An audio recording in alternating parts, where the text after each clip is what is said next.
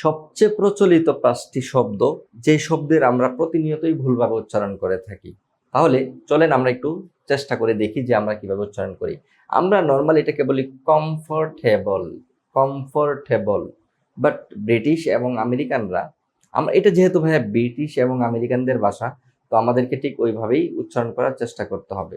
আমরা যেহেতু লার্নিং পিরিয়ডে আছি, আমাদের সবাইকে ভালোভাবে উচ্চারণটা শিখতে পারলে আমাদের প্রনাউন্সিয়েশন লেভেল অনেকটা ভালো হবে, স্পিকিং লেভেলটা ভালো হবে।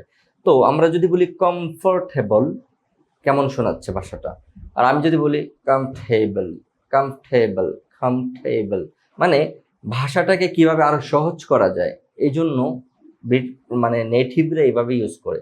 তো আমরা কমফোর্টেবল না বলে আমরা বলবো কমফর্টেবল, কমফর্টেবল। তারপর আমরা বলি অফিসিয়াল। বাই শিয়াল বলতে ইংলিশে কোনো ভাষা নাই, শিয়াল না, সল। অফিস হল, অফিস হল কি বলতে হবে?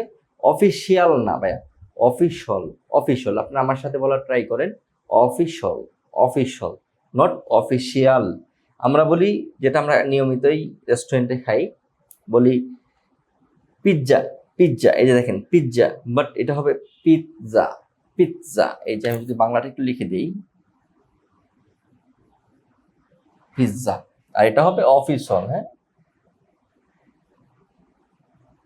আর এটা হবে কমফর্টেবল, এই যে এখানে কমফর্টেবল,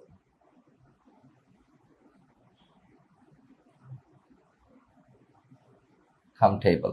তো এখানে আমরা বলি ইন্টারেস্ট, ইন্টারেস্ট, বাট এটার উচ্চারণটা হবে ইন্টারেস্ট, ইন্টারেস্ট। কি হবে? ইন্টারেস্ট। মানে একটা ভাষাকে কতটা সহজ করা যায়, আমরা যদি ব্রিটিশ এবং আমেরিকানদের ভাষাগুলো শুনি, হই সেটা টিভিতে বা অন্যান্য জায়গায়, আপনারা একটু খেয়াল করে দেখবেন ওনাদের ভাষাগুলো কতটা সুন্দর শোনায়। আমরা বলি ইন্টারেস্ট, বা জাস্ট ওরা বলে ইন্টারেস্ট, ইন্টারেস্ট। তারপর আমরা বলি স্পেশাল, স্পেশাল, ভাই স্পেশাল না, স্পেশাল, স্পেশাল। শিয়াল বলতে আগেই বলছি যে এই শিয়াল বলতে ইংলিশে কোনো মানে উচ্চারণ নাই।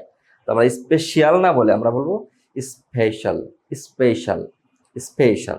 তো আজকের এই উচ্চারণের যে আমাদের ক্লাসটা, আশা করি আপনাদের অনেক ভালো লেগেছে।